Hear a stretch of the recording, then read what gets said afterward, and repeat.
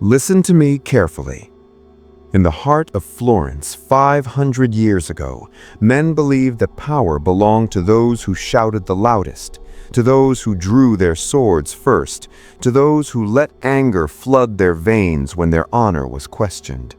They believed that a man who stayed silent during conflict was a coward. They believed that a man who refused to react was weak. They were wrong, and they were destroyed.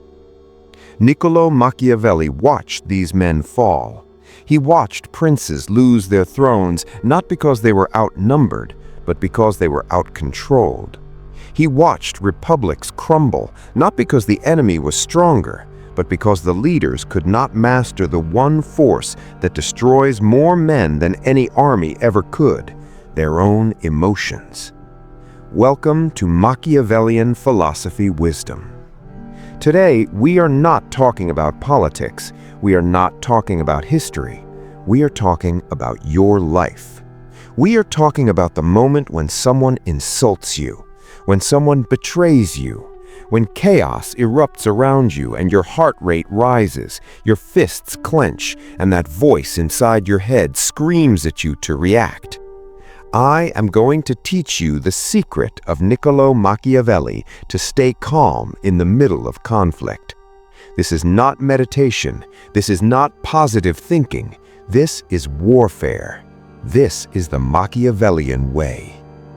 1. The cost of reaction. Machiavelli wrote something that most modern readers skim over without understanding its depth. In Chapter 3 of The Prince, he examines the mistakes of King Louis XII of France. Louis invaded Italy. He had the strength, he had the numbers, he had the wealth, but he lost everything. Why?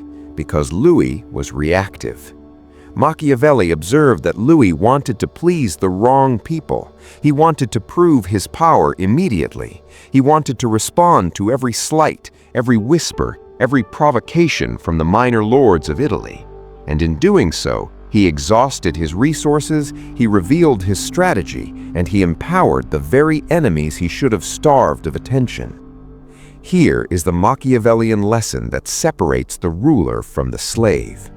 When you react emotionally, you grant your enemy control over your resources. Think about that. Every time you allow anger to dictate your response, you are handing the keys to your kingdom to a man who did not earn them.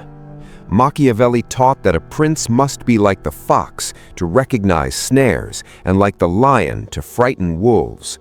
But notice the order. The fox comes first. Detection before destruction. Strategy before strength. If you roar like a lion before you have identified the trap, you are simply announcing your location to the hunter. Most men today are lions without eyes. They are strong, but they are blind. And in the modern world, just as in Renaissance Florence, blind strength leads to one place: isolation, irrelevance, and defeat. 2. The virtue of cold blood. You need to understand a word that Machiavelli used constantly, a word that defines the difference between a man who breaks under pressure and a man who becomes unbreakable. That word is virtù. But do not make the mistake of translating this as virtue in the Christian sense. Virtù does not mean being good. Virtù means being effective. It means having the mental fortitude to see reality exactly as it is, not as you wish it to be, and acting decisively regardless of your feelings. Machiavelli looked at the great founders of empires, Moses, Cyrus, Romulus, Theseus, and asked what did they have in common. It was not luck, it was not divine favor.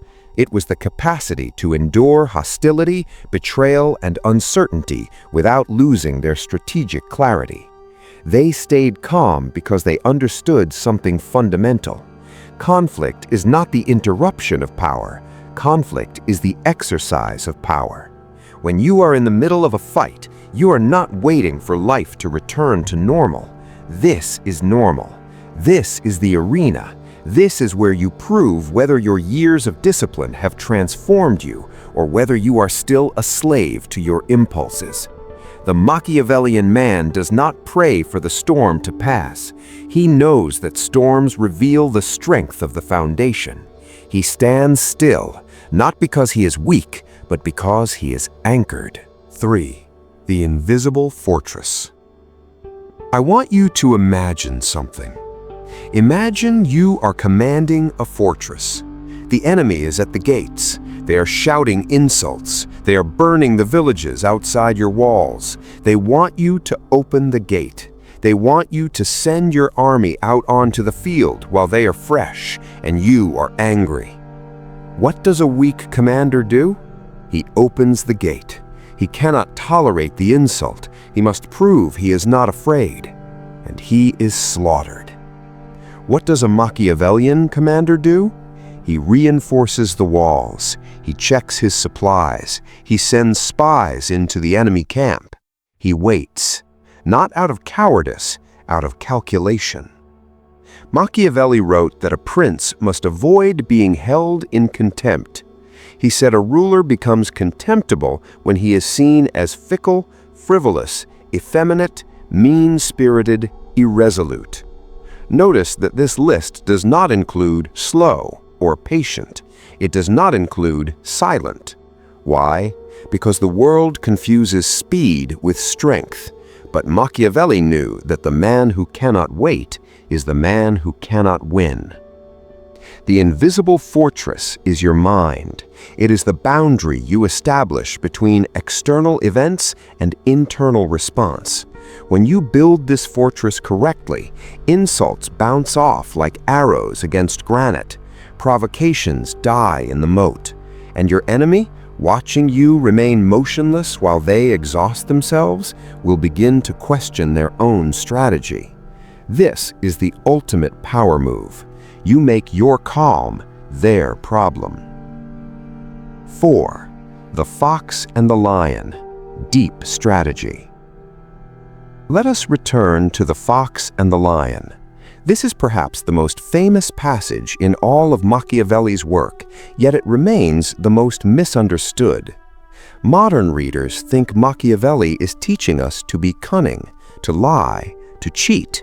And yes, he is, but that is the surface level. The depth is far darker. Machiavelli is teaching you that you must be able to hold two contradictory instincts simultaneously.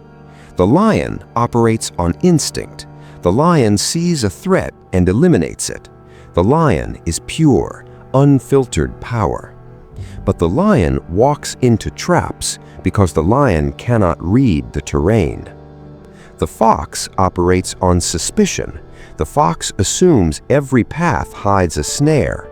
The fox survives through evasion and intelligence. But the fox cannot defend against the wolf because the fox lacks raw force. The Machiavellian man is both. He can feel the rage of the lion building in his chest, the desire to destroy, to crush, to annihilate the source of his frustration. And yet, simultaneously, his fox mind is scanning the horizon. It is asking, if I attack now, what are the second-order consequences? Who benefits if I reveal my hand? Is this the right battlefield, or am I being lured? Staying calm is not about killing your emotions. That is impossible. Staying calm is about suspending the output of your emotions while you process the intelligence they provide. Anger tells you that a boundary has been crossed. Use that information, but do not act on that information until your fox has verified the coordinates. Niccolò Machiavelli died in 1527. He was buried in Florence in the Church of Santa Croce, alongside Michelangelo and Galileo. His name became a synonym for evil. His books were banned by the Pope. His theories were condemned by philosophers. And yet 500 years later, we are still here, studying his words. Why? Because Machiavelli told the truth. He stripped away the masks of morality and looked at human nature in its raw, selfish, violent reality. He did not condemn it. He simply said, work with this, This is the material you have been given. Your mind is the material you have been given. Your emotions are the raw ore. You can let them remain crude, heavy, dangerous to yourself and others, or you can refine them in the fire of discipline and forge them into a blade. The secret of Niccolò Machiavelli to stay calm in the middle of conflict is not a technique, it is an identity. You do not simply act calm, you become the kind of man who cannot be shaken. This is the Machiavellian way. This is the path of the prince. The question is not whether you are ready. The question is whether you will remain a subject of your impulses or whether you will ascend to rule your own soul. The throne is empty. The fortress is waiting. Close your eyes, open your mind, and become untouchable. Subscribe to Machiavellian philosophy wisdom. Master the game. Become the prince.